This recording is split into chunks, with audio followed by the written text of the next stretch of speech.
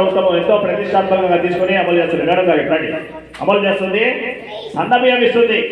మామూలుగా స్టోర్ బియ్యం ఇచ్చేవాళ్ళు గతంలో. జూన్ నెల నుంచి ఈ రాష్ట్ర ప్రభుత్వము పిల్లలకు మంచి పౌష్టికాహారం అందించాలని చెప్పి సన్న బియ్యాన్ని ఇస్తుంది. తర్వాత వారంలో 3 రోజులు ఇడ్లీలు ఇస్తుంది.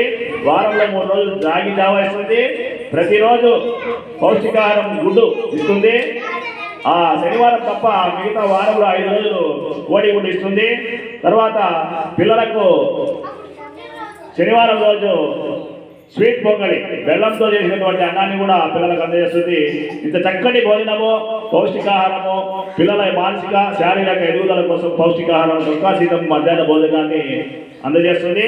తర్వాత డాక్టర్ సర్వేపల్లి రాధాకృష్ణన్ విద్యార్థి మిత్ర ఇక్కడ బ్యాగ్తో పాటు పుస్తకాలతో పాటు యూనిఫామ్తో పాటు బెల్ట్తో పాటు షూస్తో పాటు సాక్సులు ఇవన్నీ అందజేసి డాక్టర్ సర్వేపల్లి రాధాకృష్ణ విద్యార్థి మిత్ర అని చెప్పి ఈ కిట్ అందజేస్తుంది. ఇది దాదాపు 1600 రూపాయలు విలువ చేసే కిట్టుతో పిల్లలందరికీ ఎలాంటి ఆర్థిక ఇబ్బందులు లేకుండా చేయాలని చెప్పి కిట్ చేస్తుంది. అదేవిధంగా ఇన్ని సౌకర్యాలు ఇస్తూ పిల్లలు చక్కగా చదువుకోవాలని చెప్పి లైబ్రరీ బుక్స్ కూడా అందజేస్తుంది.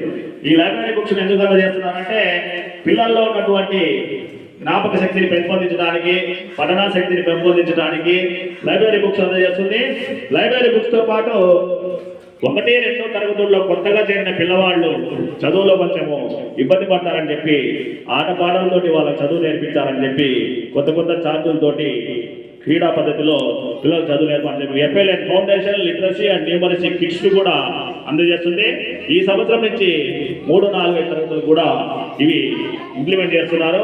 ఇవన్నీ ఎఫ్ఎల్ఎన్ కిట్స్. దాంతోపాటు ఇన్ని రకాల అమలు చేస్తూ పాఠశాలల్లో ఇంతకుముందు పరీక్షలు గతంలో పరీక్ష పేపర్లో నిర్వహించేవాళ్ళు.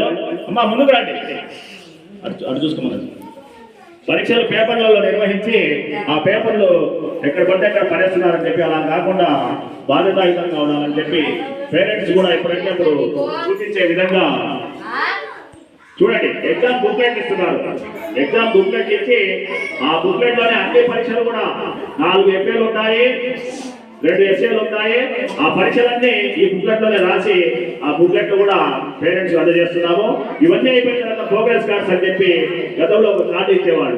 అలా కాకుండా హోలిస్టిక్ ప్రోగ్రెస్ కార్డ్ అంటే పిల్లవాడి యొక్క సమగ్ర అభివృద్ధి దాంట్లో ఉంటుంది. పిల్లవాడు ఏం కావాలనుకుంటున్నాడు, భవిష్యత్తులో ఎలా ఉండాలనుకుంటున్నాడు, ఆ పిల్లవాడి యాటిట్యూడ్స్ అన్ని కూడా ఆ కార్డులో హోలిస్టిక్ ప్రోగ్రెస్ కార్డులో ఇచ్చి పేరెంట్స్ అందరి సలహాలు సూచనలు తీసుకుంటున్నాము.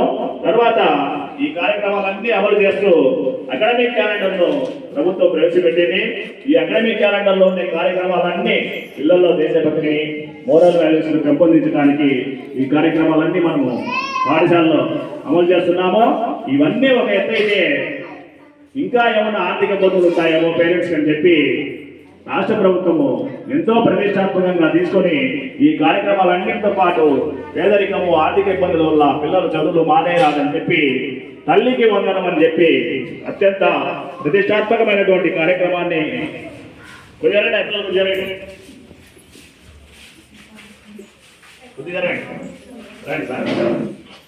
ఎంతమంది పిల్లలు ఉంటే అంతమంది బడికి వెళ్ళే ప్రతి పిల్లవాడికి కూడా రాష్ట్ర ప్రభుత్వము 15,000 రూపాయలు తల్లికి వందనం కార్యక్రమం కింద బడికి పంపించిన ప్రతి పిల్లవాడికి అకౌంట్లో వేసింది. అదే విధానాన్ని కొనసాగిస్తాము. మీ పిల్లల్ని చదివించుకోండి, ఆర్థిక ఇబ్బందులు ఉన్నాయని చెప్పి ఎవరు కూడా పాఠశాల మానేరాదు, బడికి పంపించుకోండి, చదివించుకోండి. మీరు చదివించుకోవడానికి చెప్పి ఆసరాగా ఉంటుందని చెప్పి ఆర్థిక చేయుతనం చేస్తున్నటువంటి రాష్ట్ర ప్రభుత్వము ఈ తల్లికి వందనం కార్యక్రమం కూడా అమలు చేస్తుంది. కాబట్టి మీరందరూ మీ పిల్లల్ని చక్కగా చదివించుకోవాలని చెప్పి ఈ సందర్భంగా మెగా పేరెంట్స్ సందర్భంగా మీరు ఇచ్చే సలహా సూచనలు తీసుకుంటాము.